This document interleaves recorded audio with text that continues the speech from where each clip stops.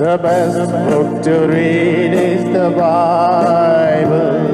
The best book to read is the Bible. If you read it every day, it will help you all the way. Oh, the best book to read is the Bible. We praise God for this one more opportunity to study the Word of God. దేవుని వాక్యం ధ్యానించడానికి మనకు అనుగ్రహించబడిన మరొక తరుణాన్ని బట్టి దేవుణ్ణి స్తుతిస్తున్నాం. As you know, we started meditating on the subject salt of the earth. మీకు తెలిసినట్లుగా మీరు లోకమునకు ఉప్పై ఉన్నారు అనే అంశాన్ని మనం ధ్యానించడం మొదలుపెట్టాం. Matthew's Gospel chapter 5 verse 13. దాని కొరకు మత్తయి సువార్త 5వ అధ్యాయం 13వ వచనం. You are the salt of the earth, but if the salt have lost his savour, wherewith shall it be salted? It is thenceforth good for nothing, but to be cast out and to be trodden under foot of men. మీరు లోకమునకు ఉప్పై ఉన్నారు. ఉప్పు నిస్సారమైతే అది దేని వలన సారము పొందును? అది బయట పారవేయబడి మనుషుల చేత త్రొక్కబడుటకే గాని మరి దేనికిని పనికిరాదు. Shall we pray? ప్రార్థన చేసుకుందాం. ప్రేమగల మా పరలోకపు తండ్రి, పరిశుద్ధుడైన మా దేవ, మీరు ఈ లోకానికి ఉప్పై ఉన్నారు అనే అంశాన్ని ప్రభా మేము ధ్యానించడం మొదలుపెట్టి దాన్ని కొనసాగిస్తుండగా పరిశుద్ధాత్మ సహాయాన్ని ప్రభా మాకు దయచేయమని ప్రార్థన చేస్తూ ఉన్నాం. ప్రభా లేఖనాల్లోని అనేకమైన సత్యాలు ప్రభా ఇంకా మేము ఎరగనిటువంటి ఎన్నో విషయాలు ఉన్నాయి. పరిశుద్ధాత్మ సహాయం వలన మా అక్కర కొలది మీరు మాతో మాట్లాడుతూ మాకు ప్రభా బోధిస్తున్నందుకు వందనాలు చెల్లిస్తూ ఉన్నాం. ప్రభా ఈ అంశాన్ని ఆధారం చేసుకొని మా జీవితాలు ఆ విధంగా మలుచుకునేదానికి ప్రభా మీరు కోరిన స్థాయిలో మేము జీవించడానికి సహాయం చేయమని, మీరు ఈ లోకను ఉప్పై ఉన్నారు అనే మాట ప్రకారము మేము జీవించడానికి సహాయం చేయండి ప్రభా. మరి ఈ సమయంలోని వాక్య ధ్యానములు కూడా మీరే సహాయం చేయండి ప్రభా. చెప్తున్న మాకును వింటున్న మా ప్రియులకు కూడా ప్రభా మీ కృపను అనుగ్రహించమని ప్రార్థన చేస్తూ మా ప్రభువును రక్షకుడైన యేసు నామములో ప్రార్థించి వేడుకుంటున్నాం తండ్రి, ఆమేన్. We are meditating the qualities of salt which you and I must have. చూడండి, మనము ఉప్పునకున్నటువంటి లక్షణాలు అనగా నీవు నేను కలిగి ఉండవలసినటువంటి ఆ లక్షణాల గురించి ధ్యానం చేయడం మొదలుపెట్టినాం. When the Lord is calling us the salt of the earth, what he is expecting from us? మీరు ఈ లోకమునకు ఉప్పై ఉన్నారు అని దేవుడు చెప్తున్నప్పుడు మన నుండి ఆయన ఏమి ఆశిస్తున్నాడు? And we have seen already in part 1 two qualities. మరి ఇదివరకే మొదటి భాగంలో ఉప్పుకున్నటువంటి రెండు లక్షణాల గురించి మనం చెప్పుకున్నాం. One is మొదటిది its preserving ability. దానికి భద్రపరిచే సామర్థ్యం ఉంటుంది. It will not allow anything which is around it to be destroyed. కాబట్టి దాని చుట్టూ ఉన్నది ఏది కూడా పాడైపోకుండా చెడిపోకుండా అది ఉంచుతుంది, కాపాడుతుంది. So when you and are there in a particular place, the punishment of the Lord, the judgment of the Lord should not come on those people who are around us. In such a way, you and I have to influence them. కాబట్టి నీవు నేను కూడా ఎక్కడున్నా కానీ మనమున్న ప్రాంతాల్లో ప్రదేశాల్లో మన చుట్టూ ఉన్నవారు ఎవరు కూడా శాపానికి గురి కాకుండా నశించిపోకుండా ఉండులాగిన ఆశీర్వాదకరంగా మనం ఉండులాగిన మనల్ని మనం కాపాడుకోవాలి. And second thing we have seen, it is having the penetrating ability. రెండవ లక్షణం దాన్ని దూసుకొని పోయి చొచ్చుకొని పోయేటువంటి లక్షణం కూడా ఉంటుంది. So you and I must go into the world and we must influence the world with the word of God. నీవు నేను కూడా లోకంలోనికి మనం దూసుకొని పోవాలి, ఈ లోకం పైన మన ప్రభావం చేయాలి మనం. And he will be with us. ఆయన మనతో కూడా ఉంటాడు. The Lord said before his ascension in the last chapter, last verses of Matthew's Gospel, all power is given unto me in heaven and earth, and also I will be with you always. యేసు ప్రభు ఆరోహణం అయ్యే ముందు మత్తయి సువార్త 6వ అధ్యాయం 6వ వచనంలో ఇదిగో మీకు సర్వాధికారం లేదా భూమి మీదను పరలోకం నాకు సర్వాధికారం అనుగ్రహించబడి ఉన్నది అని కూడా చెప్పాడు. I am with you always. నేను సదాకాలము మీతో కూడా ఉన్నాను. So the second one is the penetrating ability. కాబట్టి రెండవ లక్షణం దూసుకొని పోయేది, చొచ్చుకొని పోయే లక్షణం. And the third thing is the purifying ability. మూడవ లక్షణం కూడా ఉంది, దానిని శుద్ధి చేసేది, పవిత్రపరిచేటువంటి లక్షణం కూడా ఉంది. Salt is having a remarkable cleansing ability. కాబట్టి ఈ ఉప్పుకి ఉన్నటువంటి మరొక చక్కని లక్షణం ఏమిటిదంటే అది శుద్ధి చేస్తుంది. One day Elisha was in a particular place called Jericho. ఒక దినాన ఎలీషా ఎరికో అనేటువంటి ఆ ప్రాంతంలో ఒక ప్రాంతానికి వెళ్ళినాడు. And in 2 Kings, రెండవ రాజుల గ్రంథం and in chapter 2, రెండవ అధ్యాయం and from 19 to 22 when we read, 19 నుండి 22 వచనాల్లో గాని మనం చదవగలిగితే, and the men of that city complained to Elisha. ఆ పట్టణంలో ఉన్నవారు ఎలీషాకి ఒక ఫిర్యాదు చేస్తున్నారు. Everything in the city is so pleasant, ఈ పట్టణంలో ఉన్నదంతా బాగానే ఉంది, but the water is not good. అయితే ఇక్కడ నీళ్లు మంచివి కాదు. Then what Elisha said? అప్పుడు ఎలీషా ఏమని చెప్పాడు? In 2:20 of 2 Kings, రెండవ రాజుల గ్రంథం రెండవ అధ్యాయం 20వ వచనంలో, and Elisha said, bring me a new cruse and put salt therein, and they brought it to him. అతడు అనగా ఎలీషా క్రొత్త పాత్రలో ఉప్పు వేసి నా యొద్దకు తీసుకుని రండని వారితో చెప్పెను. And what he has done? ఏం చేశాడు దాన్ని? He casted the salt into the spring of waters there in verse 21.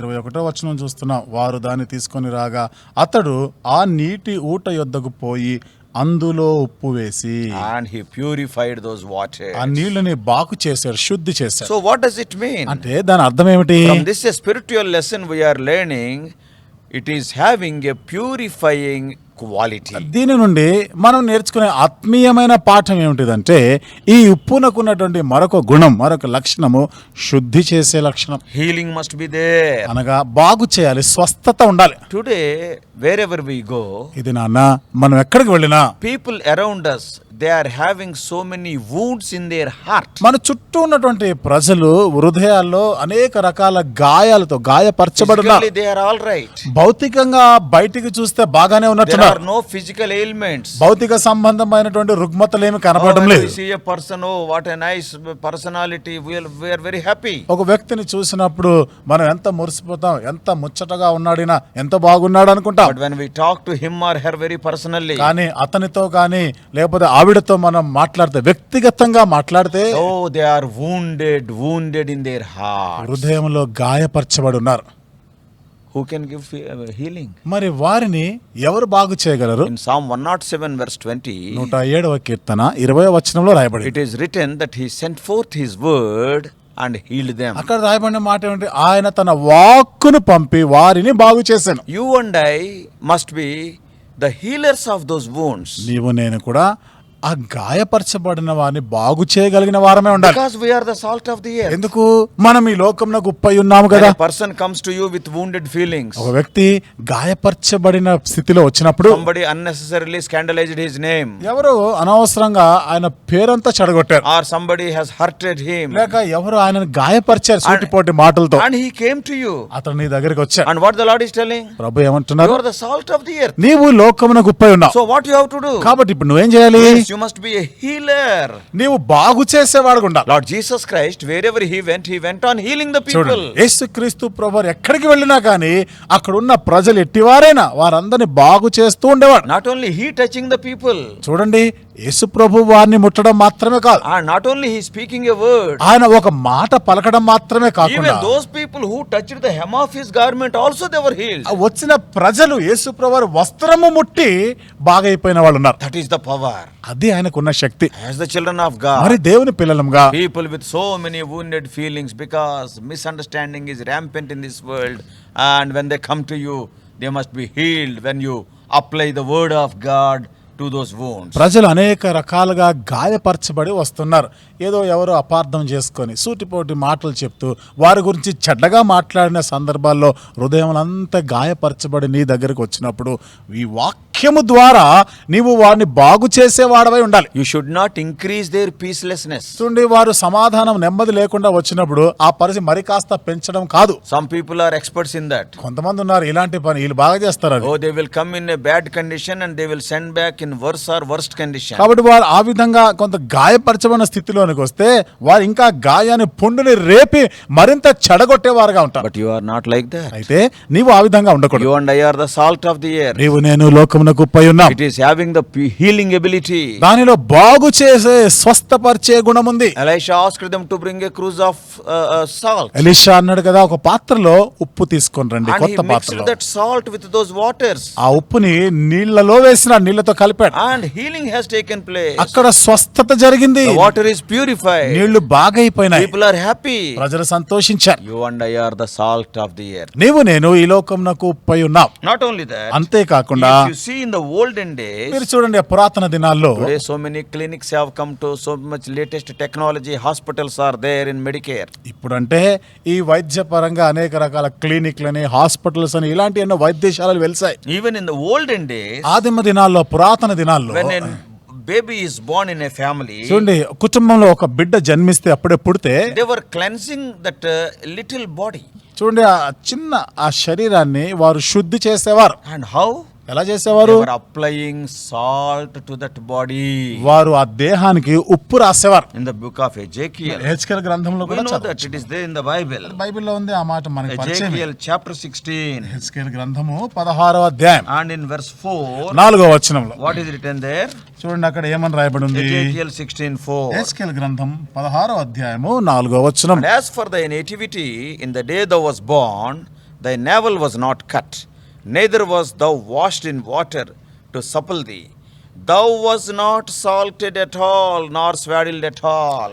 నీ జనన విధము చూడగా నీవు పుట్టిన నాడు నీ నాభి సూత్రము కోయబడలేదు, శుభ్రమగుటకు నీవు నీళ్లతో కడగబడను లేదు, వారు నీకు ఉప్పు రాయకపోయిరి, బట్ట చుట్టకపోయిరి. Thou was not salted at all. ఇక్కడ వారు నీకు ఉప్పు రాయకపోయిరి. Yes, when they applied salt, ఎప్పుడైతే వాళ్ళు ఉప్పు రాస్తారో oh, it is having a cleansing ability, purifying ability. కాబట్టి దాన్ని శుద్ధి చేసేటువంటి సామర్థ్యము, బాగు చేసే సామర్థ్యం ఉంటుంది. The applying of the salt was giving a little bit firmness to the skin also. చూడండి ఈ ఉప్పు రాస్తా ఉన్నప్పుడు ఆ లేత శరీరం, మృదువైన శరీరానికి అది కొంచెం గుచ్చుకున్నట్టు కూడా ఉంటది. చర్మం గట్టిపడే తనం ఉంటుంది. Yes, a little bit firmness to the skin. కాబట్టి ఆ శరీరం కొంత గట్టిపడుతుంది అది. So salt in the wound cleanse that total area. కాబట్టి ఆ గాయాలు కానీ ఉంటే అక్కడ ఉప్పు చేరినప్పుడు ఆ ఆ దేహ భాగాన్ని అది బాగు చేసేస్తుంది. When a problem is there, సమస్య ఉన్నట్టు if you go there, మీరు అక్కడ కానీ వెళ్తే yes, there must be peace, cleansing, healing all around that area. అక్కడ నెమ్మది, సమాధానం, అక్కడ స్వస్థత, ఆ పరిస్థితులన్నీ బాగైపోవాలి. నువ్వు ఎక్కడికి వెళ్ళినా కానీ We must be like that. మనము ఆ విధంగా ఉండాలి. We must have the purifying effect in the world. కాబట్టి లోకం పైన మనము శుద్ధి చేసే, బాగు చేసేటువంటి ఆ ప్రభావం వారి మీద చూపాలి. By seeing you, their evil qualities must be changed. అంతేకాదు, ఇప్పుడు నిన్ను చూడగానే, నిన్ను చూసినప్పుడు వారిలో ఉన్న దుర్గుణాలన్నీ కూడా, చెడ్డ లక్షణాలన్నీ కూడా వెళ్ళిపోవాలి, మాయమైపోవాలి. I still remember an example from my father's life. మరి మా నాన్నగారి జీవితంలో నుండి నాకు ఇంకా జ్ఞాపకం ఉంది ఒక ఉదాహరణ. I was a believer, ఆయన విశ్వాసే. and all that the place where we were living in that colony, in the evening people were drinking and they were using all abusive words, filthy words. మేము ఉండేటువంటి ప్రాంతంలో సాయంత్రం వేస్తారు, చీకటి పడే సమయానికి చాలా మంది తాగుబోతులు అంతా కూడా అక్కడ కూడేవారు, అన్ని చెడ్డ మాటలు వారు చెప్తుండేవారు.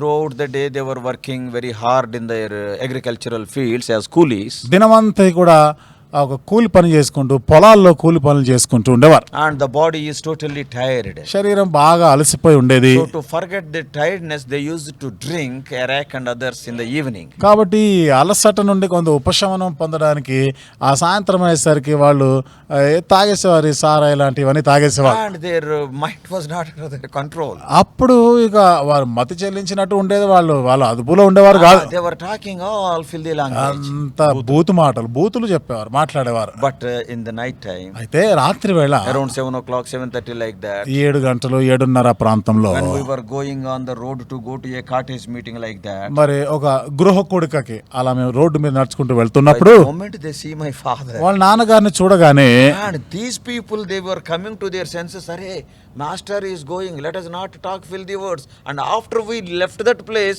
once again they started. అప్పటిదాకా బూతు మాటలు మాట్లాడుకునేవారు, నాన్నగారిని చూడగానే మాస్టర్ వస్తున్నారే, ఎవరు మాట్లాడొద్దు అని అందరు నోటి మీద వేలేసుకోవాలి అని వెళ్ళిపోయిన తర్వాత మళ్ళీ బూతులు మాట్లాడు. So the purifying effect I want to tell. కాబట్టి ఇక్కడ నేను బాగు చేసే దాని గురించి, శుద్ధి చేసే లక్షణం గురించి మాట్లాడుతున్నా. You are there in a particular place, that cleansing must be there. నీవు ఆ ఫలానా ప్రాంతంలో ఉన్నావంటే అక్కడ అంతే కూడా శుభ్రంగా ఉండాలి అంతే. You may not be the savior of the whole world, only Lord Jesus Christ is the savior of the world. లోకమంతటికి నీవే రక్షకుడు కాదు, యేసుక్రీస్తు ప్రభువే లోక రక్షకుడై ఉన్నాడు. But అయితే in a little way, you are a little Christ. That is, you must show forth the purifying quality. కొద్ది మోతాదులో నీవు కూడా ఒక చిన్న క్రీస్తు లాంటి వాడివే, నీవు ఆ లక్షణాలని, ఆ బాగు చేసే లక్షణాలు నీలో ఉండాలి. So this is the third quality of the salt. ఇది ఉప్పునకు ఉన్నటువంటి మూడవ లక్షణం. First is preserving quality. మొదటిది భద్రపరిచే సామర్థ్యం లక్షణం. Secondly, penetrating quality. రెండవది చొచ్చుకొని పోయే, దూసుకొని పోయే లక్షణం. Thirdly, purifying or healing quality. మూడవది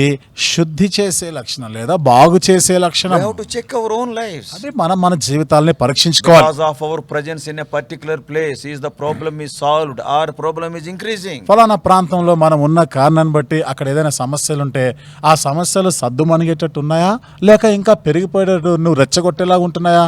And fourthly, ఇక నాలుగవది, the pleasing quality, that is the quality of giving taste. మరి నాలుగవ లక్షణము రుచినిచ్చేదిగా ఉండాలి మనం. Salt blends into the matter and it will add flavor to the food. చూడండి, ఈ ఉప్పు ఒక పదార్థం, ఒక ఆహార పదార్థంతో కలిసినప్పుడు, వాటిలో చేరినప్పుడు అది రుచిని పెంచుతుంది. See, salt, చూసారా? it will give taste. ఉప్పు వేసామంటే చాలు, అప్పుడు దానిలో అసలు రుచి అంతా వస్తుంది. Salt is not there, some of the foods we cannot eat. మరి అదే ఉప్పు లేదనుకోండి, కొన్ని ఆహార పదార్థాలు మనం తినలేము అసలు. Probably Job's wife may not be putting proper salt in his food. బహుశా యోబు భార్య కూరలో సరిగా ఉప్పు వేయలేదేమో. It is written in Job himself is writing. యోబు చెప్తున్నాడు ఆ మాట. The book of Job, యోబు గ్రంథం chapter 6. 6వ అధ్యాయం. Job chapter 6. యోబు గ్రంథము 6వ అధ్యాయం. See about the taste he is talking, linking with salt. చూడండి, ఆ రుచిని గురించి, అంటే ఉప్పుని కలుపుతూ ఆ మాట చెప్తున్నాడు. And 6:6. 6వ అధ్యాయము 6వ వచనం. Can that which is unsavory be eaten without salt? ఉప్పు లేక ఎవరైనా రుచి లేని దాన్ని తిందురా? If salt is not there, అంటే ఉప్పే గాని లేదనుకోండి, there is no taste at all. అసలు నీకు రుచే ఉండదు. So the pleasing or the nature of giving taste, that is there in the salt. కాబట్టి అది ఇష్టమయ్యేటట్లుగా ఉండాలి, అంటే రుచినిచ్చేదిగా ఉండాలి. Oh, when you are there, the situation must be so pleasant. And what wonderful words, what sweet words he is telling, what useful words, eternal words, heavenly words, divine words.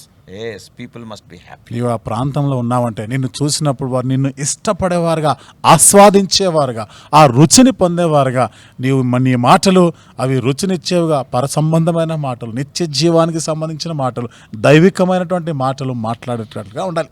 Yes, pleasing quality. కాబట్టి ఇది రుచినిచ్చే లక్షణం. You must give the taste to the society. మేము సమాజానికి రుచినిచ్చేవారు, నిన్ను బట్టి వారు సంతోషించేవారు ఉండాలి. And fifthly, ఐదవది, the poisoning quality also is there. ఇక చూడండి, విషాన్ని కూడా లేదా విషపూరితం చేసే లక్షణం కూడా ఉంది. That is, salt kills few things. అంటే అర్థం ఏమిటిదంటే, ఉప్పు కొన్నిటిని చంపేస్తుంది. Some kind of bacteria, it will be killed because of salt. అంటే చూడండి, కొన్ని రకాల క్రిములు ఉంటాయి కదా, చేరుతాయి అవి. అయితే వాటిని చంపేసే లక్షణము ఆ ఉప్పుకుంది. Suppose if you pour salt on the lawns before our houses, it will kill the grass. ఉదాహరణకు చూడండి, మన ఇంటి ఆవరణంలో గడ్డి పరచు ఉంటుంది కదా, మీరు కానీ అక్కడ ఉప్పు చల్లారు అనుకోండి, ఆ గడ్డి చచ్చిపోతుంది, అది ఎండిపోతుంది. It will kill the bacteria. అంటే అక్కడ ఉన్నటువంటి ఆ బ్యాక్టీరియా, క్రిములని Some చంపేస్తుంది. of the weed growth also will be taken away by salt. కాబట్టి చూడండి, ఈ ఉప్పు వేయడం వలన కొన్ని అనవసరమైనటువంటి ఆ కలుపు మొక్కలు ఏవైతే ఉంటాయి వాటిని కూడా తీసివేయచ్చు. See, Abimelech in the book of Judges, చూడండి, న్యాయాధిపతుల గ్రంథంలో అబీమెలెకు he has done one important thing with salt. చూడండి, ఈ ఉప్పుతో ఒక ప్రాముఖ్యమైన పని చేశాడు. Book of Judges, న్యాయాధిపతుల గ్రంథం, book of Judges, న్యాయాధిపతులు and chapter 9. 9వ అధ్యాయం. Judges chapter 9 న్యాయాధిపతుల గ్రంథం 9వ అధ్యాయం and verse 45. 45వ వచనం. Judges 9:45. న్యాయాధిపతుల గ్రంథం 9వ అధ్యాయము 45వ వచనం. What Abimelech did? ఇక్కడ అబీమెలెకు ఏం చేశాడు? And Abimelech fought against the city all that day, and he took the city and slew the people that was therein, and bet the city and sowed it with salt. ఆ దినమంతయు అబీమెలెకు ఆ పట్టణస్థులతో యుద్ధం చేసి పట్టణమును చుట్టుకొని అందులోనున్న జనులను చంపి పట్టణమును పడగొట్టి దాని స్థలమున ఉప్పు చల్లెను. He killed those people with sword. చూడండి. He killed their fields with salt. అక్కడ ఉన్న ప్రజలందరినేమో మనుషులని కత్తి ఖడ్గంతో చంపేశాడు. మరి వాళ్ళ పొలాలన్నిట్లో ఏమో ఉప్పు వేసేసాడు, ఉప్పు So చల్లేసాడు. automatically nothing will grow there. ఇక అప్పుడు ఏమవుతుంది, అక్కడ ఏ మొక్క మొలవదు ఇంకా. He has killed the fields with salt. కాబట్టి ఆ పొలాలన్నీ కూడా ఉప్పు వేసి దాన్ని నాశనం చేశాడు. So your Christianity and my Christianity must mortify, must kill some of the deeds of the world. కాబట్టి ఇక్కడ మనము మరి జ్ఞాపకం చేసుకోవాల్సింది, తెలుసుకోవాల్సిన విషయం, క్రైస్తవులంగా మనకు ఉండవలసిన ఈ లక్షణాల్లో ఒకటి, మన చుట్టూ ఏదైనా మరి శరీర సంబంధమైనటువంటి అనవసరం ఉన్నాయో వాటిని చంపేసే గుణం ఉండాలి. In one word, ఒక మాటలో చెప్పాలంటే Christianity is pure poison to sin. క్రైస్తవత్వము పాపానికి విషయం లాంటిది. Sin should die. అంటే పాపము చచ్చిపోవాలి, అక్కడ అంతరించిపోవాలి. That is the poisoning ability. అదనమాట విషము చల్లేటువంటి గుణం దానికి Even ఉండేది. Lord Jesus Christ entered our life యేసుక్రీస్తు ప్రభువారు మన జీవితంలో ప్రవేశించినప్పుడు and he killed so many things. అనేకమైన విషయాలను ఆయన చంపేశాడు. He ఆయన. mortified the deeds of the old nature. కాబట్టి ఆ ప్రాచీన స్వభావానికి సంబంధించిన లక్షణాలను The చంపేసినాడు. drunkards left their drinking. చూడండి, త్రాగుబోతులు త్రాగుడిని మానేసినారు. The people who are hating other people, they stopped hating. ఇతరులంటే ద్వేషం కలిగిన వారు, ఆ స్వభావం పోయింది వాళ్ళలో. There are some fighter cocks are there always fighting. They lost they left the quality of fighting. కొంతమంది చూడండి ఊరికే కొట్లాట జగడాలన్నీ, ఇప్పుడు వారు యేసు ప్రభు వారు వచ్చిన తర్వాత ఆ జగడగొండితనం పోయింది. All the old things are passed away. అనగా ఈ పాతవన్నీ కూడా గతించిపోయాయి. Lord Jesus Christ, not only he has given us eternal life, he has killed some of the things which are objectionable to the eternal life. యేసుక్రీస్తు ప్రభు వారు మనకి నిత్య జీవమును ప్రసాదించడం మాత్రమే కాకుండా ఈ నిత్య జీవానికి అడ్డుగా ఉన్న వాటి అనేకమైన వాటిని చంపేశాడు He has ఆయన. turned our eyes towards the things of heaven. కాబట్టి మన చూపు, మన దృష్టిని పర సంబంధమైన వాటికి మరచాడు. You and I must, as the followers of Lord Jesus Christ, నీవు నేను యేసుక్రీస్తు ప్రభువుని వెంబడించే as వారంగా the children of ఉండాలి. Lord Jesus Christ, యేసుక్రీస్తు ప్రభు పిల్లలంగా you and I must have this poisoning ability also, and we are poison to sin.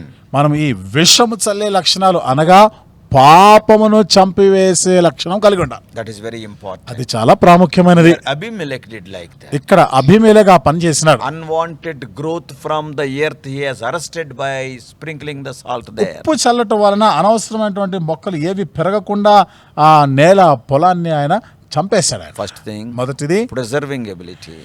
భద్రపరిచే లక్షణము, సామర్థ్యం. Secondly, రెండవది and penetrating ability. మనం చొచ్చుకొని పోయే, దూసుకొని పోయేటువంటి సామర్థ్యం. Thirdly, purifying and cleansing ability. మూడవది శుద్ధి చేసేది, బాగు చేసేటువంటి సామర్థ్యం.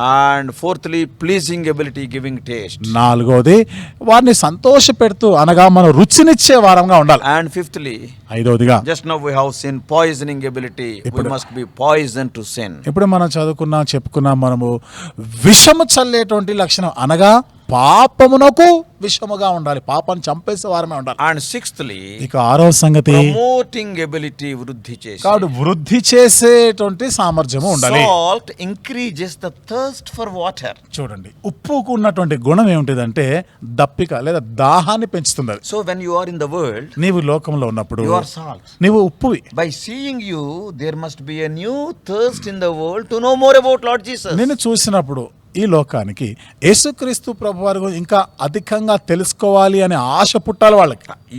Others must be satisfied through you. అంటే నీ ద్వారా ఇతరులు కూడా తృప్తి పొందుండాలి. But at the same time, అదే సమయంలో yes, the new thirst must be generated in their heart. వారి హృదయాల్లో నూతనమైన తృష్ణ పుట్టాలి. In this context, you can read later John 7:37 and 38. ఈ సందర్భంలో యోహాను సువార్త 7వ అధ్యాయం 37, 38 వచనాలను మీరు చదువుకోండి. When we live aright in this world, మనం ఈ లోకంలో ఒక సరి అయినటువంటి ఒక నిజాయితీ గల జీవితం జీవిస్తున్నప్పుడు and through our acts, through our talk, through our dress, even through our worship, మన క్రియలు, మన మాటలు, మన వేషధారణ ద్వారా, అలాగే మన ఆరాధన జీవితం ద్వారా కూడా that must create thirst in others' lives for Lord Jesus. మరి ఇతరుల జీవితాల్లో యేసుక్రీస్తు ప్రభు పక్షంగా వారికి ఒక నూతన తృష్ణ పుట్టాలి. The way you are talking, నీవు మాట్లాడే విధానం, the way you are walking, నీవు నడిచే తీరును the బట్టి, way you are dressing, నీవు వస్త్రాలు ధరించుకునే the way తీరును you బట్టి, are thinking and putting forth your thoughts, నీ ఆలోచించే విధానము, ఈ ఆలోచన ఆచరణలో పెట్టే విధానం, and when you are suggesting some of the things to other people, ఇతరులకి నీవు సలహాలు ఇచ్చేటువంటి విషయం, and your spiritual activities like worship and prayer, ఆత్మ సంబంధమైనటువంటి అనేటువంటి అభ్యాసాలు అనేటువంటి ఆరాధన ప్రార్థన జీవితాలు, And that must create thirst in others' lives also.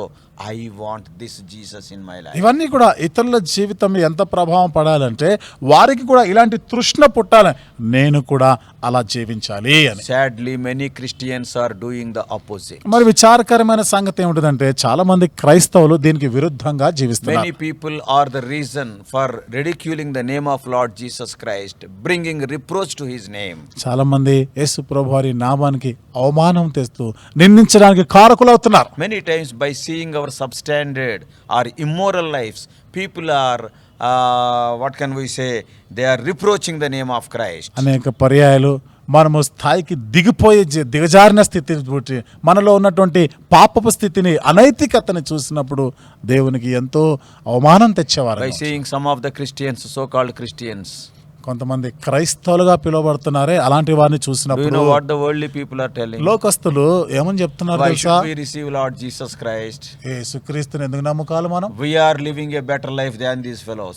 వీళ్ళకన్నా మనమే బాగున్నాంలే. So that's why many Christians are bringing reproach. అందుకని అనేక మంది క్రైస్తవులు అవమానాన్ని తెస్తున్నారు. We should never give room for such comments. అలాంటి మాటలు మాట్లాడేదానికి మనం తావివ్వకూడదు. We'll be discouraging our Lord who saved us. కాబట్టి మనం రక్షించిన ప్రభువుని మనం ఎంతో We నిరుత్సాహపరిచేవారు. must promote the thirst in the lives of the other people towards Lord Jesus Christ. కాబట్టి ఇతరుల్లో యేసుక్రీస్తు ప్రభు వారి వైపుగా వారు అడుగులు వేయడానికి కొంచెం వృద్ధి పరిచేటట్లుగా ఉండాలి మన యొక్క లక్షణాలు. When the prophet is walking on the road, Elisha, when the Shunammite woman saw, what a new thirst, I want to call him, I want to keep him in my house, I want to know more about Lord Jesus, God. Elisha దారంతో నడుచుకొని వెళ్ళిపోతా ఉన్నప్పుడు ఆ శూన్యమీరాలు చూసినప్పుడు, ఓ ఇతన్ని మన ఇంటికి ఆహ్వానించాలి, ఇతనికి సదుపాయాలు కల్పించాలి, ఆ యేసు ప్రభు గురించి, ఆ దేవుని గురించి మనం ఇంకా ఇతని ద్వారా అధికంగా తెలుసుకోవాలి అనేటువంటి ఒక ఆశ, ఒక తృష్ణ కలిగింది ఆమె. Such a desire must be developed in other people by seeing you. కాబట్టి నిన్ను చూసినప్పుడు ఇతరుల్లో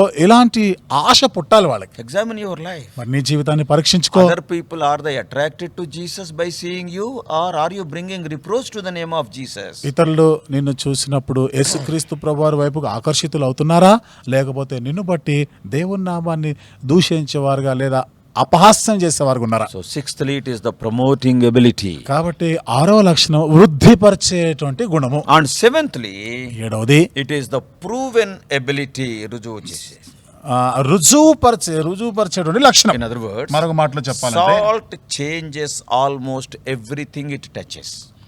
ఉప్పు అది దేన్ని తాకినా, అది వస్తువుని కానీ పదార్థాన్ని కానీ అది తాకిందంటే అది మారిపోతుంది పూర్తిగా. Let it be food, అది ఆహారమే కావచ్చు, let it be ice, లేకపోతే అది మంచుగడ్డనే కావచ్చు, whatever it may be. ఏదైనా దేన్ని తాకినా If it comes in touch with salt, it will be changed. ఆ పదార్థం ఏదైనా ఉప్పు తగిలింది అనుకోండి, దానికి ఆ పదార్థం మారిపోతుంది. What does it mean? దాని అర్థం ఏమిటి? When genuine Christianity touches, the genuine New Testament Christianity touches the wicked world, చూడండి, నూతన నిబంధన క్రైస్తవులు, నిజమైనటువంటి ఆ క్రైస్తవులు ఆ క్రైస్తవత్వంతో లోకాన్ని వారు తాకినప్పుడు all the sections of the people will be changed. అన్ని తరగతుల్లో ఉన్నటువంటి ప్రజల్లో మార్పు రావాలి, మారిపోవాలి. Drunkards will be changed. తాగుబోతులు మారిపోతారు, Murderers will be changed. నరహంతకులు మారిపోతారు. Yes, people like Paul.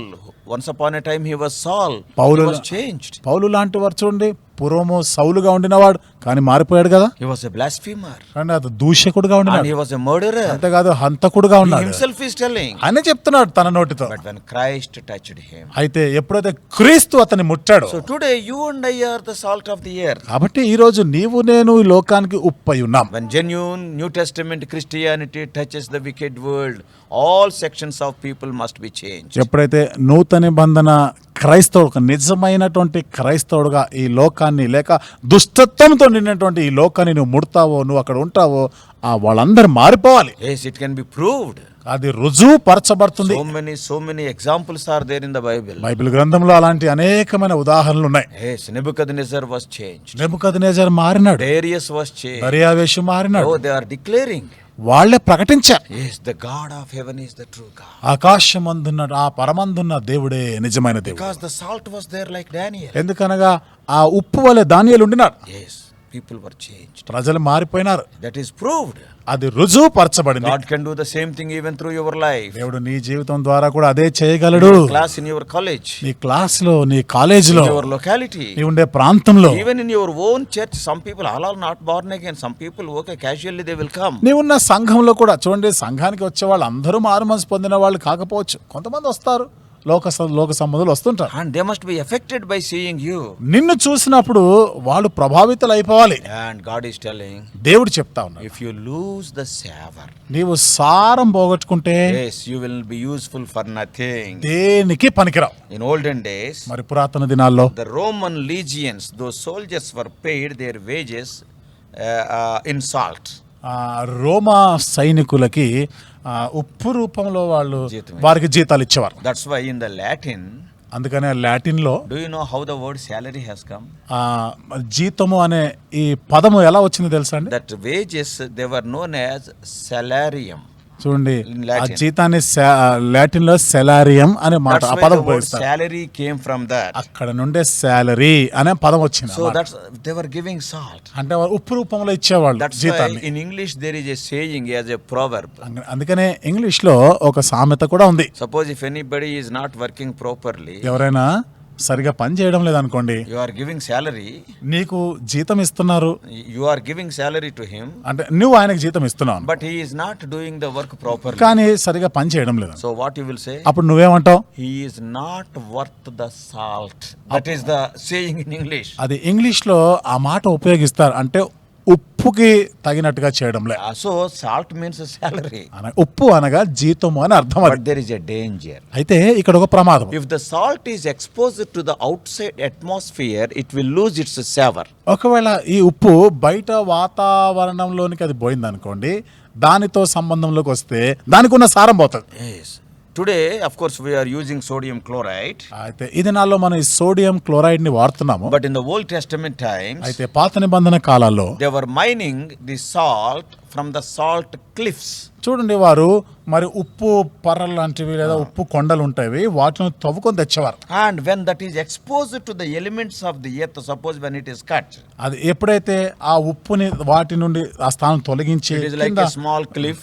అది ఒక చిన్న గోపురం లాగా ఉందని. And suppose if they are cutting and taking the salt, అక్కడ నుండి ఆ ఉప్పు త్రవ్వి తెస్తున్నారు and అనుకోండి, the edge of that cliff, that surface will be exposed to the air. అప్పుడు ఏమవుతుంది, ఆ స్థానం తొలగించబడిన తర్వాత ఆ స్థానము, ఆ మూల ఏమవుతుంది, ఆ గాలికి మరి గాలితో పరిచయం అవుతుంది. And then what will happen? అప్పుడు ఏమవుతుంది, There అది are some elements in the air, that is oxygen, hydrogen, nitrogen, like that. ఈ గాలిలో చూడండి ఆక్సిజన్ అని, హైడ్రోజన్, నైట్రేట్ ఇలాంటి కొన్ని పదార్థాలు ఉన్నాయి కదా, And they will be in contact with this salt. అవన్నీ కూడా ఈ ఉప్పుని తాకుతా ఉంటాయి, ఉప్పు దానికి చేర్చబడుతుంది. And then what will happen? అప్పుడు ఏమవుతుంది, అది Because of the chemical reaction, అక్కడ ఉన్నటువంటి రసాయన సంబంధమైనటువంటి ఆ రియాక్షన్ జరిగినప్పుడు that will lose its taste. ఇప్పుడు ఆ Taste and also savor. ఆ ఉప్పుకున్నటువంటి సారము, ఆ రుచి పోతుంది అది. That's why అందుకని Lord is mentioning about losing the savor also, it is a danger. దేవుడు అంటున్నాడు, ఇక్కడ సారము కోల్పోయే ప్రమాదం ఉంది. We should go into the world, మనము లోకంలోనికి వెళ్ళాలి, but we should not allow the world to come into us to react with our life. అయితే ఈ లోకము వచ్చి మన జీవితంలో కొంచెం వ్యతిరేకమైన కార్యం జరిగించడానికి మనం అనుమతించకూడదు. The sins of the world should not taint our spiritual life. లోక సంబంధమైనటువంటి పాపములు ఇవన్నీ కూడా మన ఆత్మీయ జీవితాన్ని అవి చెడగొట్టకుండా ఉండాలి. Yes, if the salt loses its savor, ఉప్పు సారాన్ని కోల్పోయింది అనుకోండి, and that salt will be casted out useless. ఆ ఉప్పు కేవలం బయట పారవేయబడడానికే ఉంటది, It ఇంకా is of no use at ఇక all. దేనికి పనికి రాదు. People will trod on that salt. ప్రజలు తొక్కుతారు, కాళ్ళతో Such a త్రొక్కేసిపోతారు. valuable salt having 7 important qualities, when it is exposed to the world and loses its savor, what a pathetic situation. ఎంత విలువైన లక్షణం, కనీసం ఉప్పు కనీసం 7 లక్షణాలు మనం చెప్పుకున్నాం, అలాంటి ఆ ఉప్పు దాని సారము పోయింది అనుకోండి, అనగా లోకంతో కలిసిపోయామనుకోండి, ఏం ప్రయోజనం?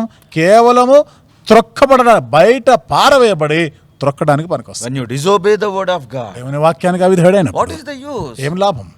You are not even useful for the dunghill. నీవు కనీసం పెంట మీద పారవేయబడేదానికి కూడా ఉపయోగం కావు. Talking about the qualities of a disciple, Lord Jesus Christ is telling in Luke 14. చూడండి లూకాసు వార్త 14వ అధ్యాయంలో శిష్యుడికి ఉండే లక్షణాల గురించి మాట్లాడుతూ యేసు ప్రభు చెప్పిన మాట. Luke 14 లూకాసు వార్త 14వ and అధ్యాయం verse 34. 34వ వచనం. Luke 14:34, here he is talking to the people who want to follow him, the qualities of the disciple. లూకాసు వార్త 14వ అధ్యాయం 34వ వచనంలో యేసు ప్రభువుని వెంబడించాలనుకున్న శిష్యుల గురించి ఆ లక్షణాల గురించి మాట్లాడుతున్నాడు. From verse 25 onwards. 25వ వచనం నుండి ఉంటుంది ఆ So, భాగం. but when we come to verse 34, 34వ వచనానికి వచ్చినప్పుడు what he is writing? అక్కడ ఏమని రాయబడి ఉంది? Salt is good, but if the salt have lost his savor, wherewith shall it be seasoned? ఉప్పు మంచిదే గాని ఉప్పు నిస్సారమైతే దేని వలన దానికి సారం కలుగును? And in verse 35, 35వ వచనంలో it is neither fit for the land, nor yet for the dunghill, but men cast it out. He that hath ears to hear, let him hear.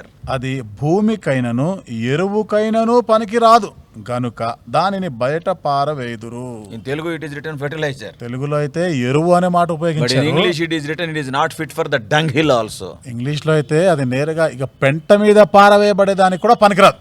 This is what has happened in the life of Jonah the prophet. ఇది ప్రవక్త అయిన యోనా జీవితంలో సరిగ్గా అదే జరిగింది. Jonah is not an ordinary prophet. యోనా సామాన్యమైన ప్రవక్త He is a కాదు. very, very eminent prophet. ఆయన చాలా ప్రఖ్యాతి పేరున్నటువంటి ప్రవక్త. Lord Jesus Christ quoted his name in the New Testament means what an eminent prophet, and he compares himself with Jonah regarding his burial for 3 days. యేసుక్రీస్తు ప్రభువారు తానే స్వయంగా కొత్త నిబంధనలో యోనా ప్రవక్త గురించి ప్రస్తావిస్తూ తన యొక్క పునరుత్థానం, తన భూస్థాపన పునరుత్థానానికి సంబంధించి యోనా జీవితంతో పోల్చి మాట్లాడారంటే ఎంతో ప్రాముఖ్యమైన ప్రవక్త ఆయన. But when he was disobedient to the word of God, అయితే దేవుని మాటకి అవిధేయుడైనప్పుడు and those Gentile people who were traveling in the ship with him, అన్యజనులైన వారు తనతో పాటు ఆ ఓడలో ప్రయాణిస్తున్న వారు ఆయనను చూసి, because the salt has lost its savor, ఎందుకని ఈ ఉప్పుకి సారం పోయింది, he disobeyed the Lord. దేవునికి అవిధేయుడైనాడు. And what they have done? వాళ్ళు ఏం చేస్తున్నారు They తెలుసా have అండి? tied him and they have thrown him into the sea. ఆయనని కట్టేసి సముద్రంలో పారవేశారు. What has happened to Jonah later, that is not the context now.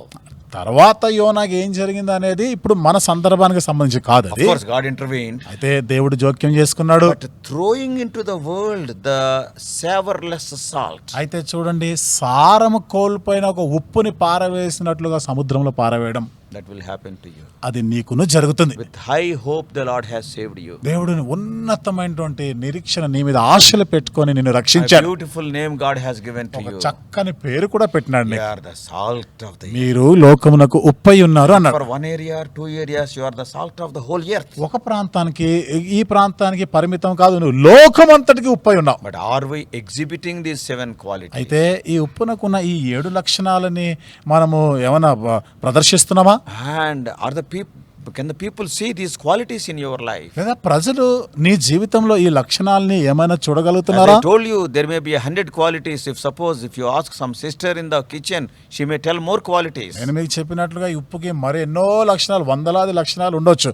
వంటగదిలో పనిచేసే సహోదరులను అడిగితే వాళ్ళు ఇంకా చాలా చెప్తారు వాటి But at గురించి. least 7 qualities. అయితే కనీసం ఒక 7 లక్షణాలైనా The preserving quality, భద్రపరిచేటువంటి the లక్షణం, penetrating quality, చొచ్చుకొని పోయే the లక్షణం, purifying quality, శుద్ధి చేసే, బాగు the చేసే లక్షణం, pleasing ability, నీవు రుచినిచ్చేటువంటి లక్షణం, and the poisoning ability, నువ్వు విషము చల్లేటువంటి లక్షణం, and the promoting ability, వృద్ధిపరిచే లక్షణం, and also the proven ability. Touching anything, everything must be changed. రుజువుపరిచే లక్షణం. దేన్ని తాకినా, దేన్ని ముట్టినా ఆ వస్తువు, ఆ పదార్థం, ఆ మనుషులు మారిపోవాలా.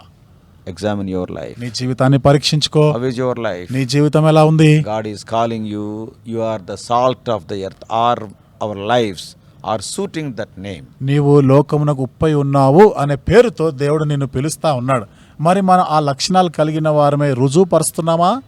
Let us examine. మనల్ని మనం పరీక్ష If చేసుకుందాం. not, let us rectify our lives. లేనట్లయితే మన జీవితాలు సరి Let చేసుకుందాం. us tell to the Lord, ప్రభుతో చెప్దాం, Lord, all these days I am not salt. దేవా దినాలన్నీ కూడా ఉప్పుగా లేని I నేను. am born again, నేను తిరిగి జన్మించాను, but I have not come to the expectations. కానీ నీవు కోరిన స్థాయికి రాలేదు ఇంకా. At least from today. మరి కనీసం ఈ రోజు నుండైనా Help me to be the salt of the earth. ఈ లోకానికి ఉప్పులాగా ఉండేదానికి సహాయం చేయి. Today I will take one step.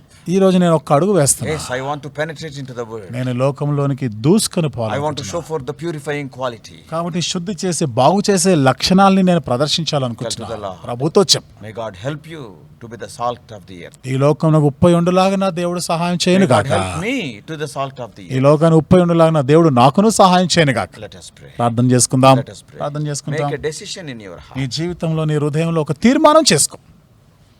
Loving Father, ప్రేమగల తండ్రి, we thank thee for the lessons we could learn from this little word salt. ప్రభువా ఈ చిన్న మాట ఉప్పు అనే ఆ పదం నుండి ఎన్నో పాఠాలు నేర్చుకుంటున్నాం. God, thou art expecting all these things from us. దేవా ఈ విషయాలన్నీ కూడా మీరు మా జీవితాల నుండి ఆశిస్తా ఉన్నారు. Help us to be more, O Lord, vigilant and enable us to open our eyes to see all these facts. ప్రభా మరెక్కువ మేము జాగరూకులమై ఉండి ఈ సంగతుల్ని మేము చూచడానికి మాకు సహాయం చేయండి. Lead us and guide us. ప్రభా మీరే నాయకత్వం నుంచి నడిపించండి. As our dear ones are praying in their hearts, O Lord, answer their prayers. మా ప్రియులు హృదయాల్లో ప్రార్థన చేసుకుంటుండగా ప్రార్థన జవాబు ఇవ్వండి. In Jesus' precious name we pray. యేసు ప్రభు వారి అమూల్యమైన నామంలో ప్రార్థించి వేడుకుంటున్నాం తండ్రి. ఆమేన్. God bless you all. Please subscribe for more spiritual messages on YouTube channel John Victor Hebron.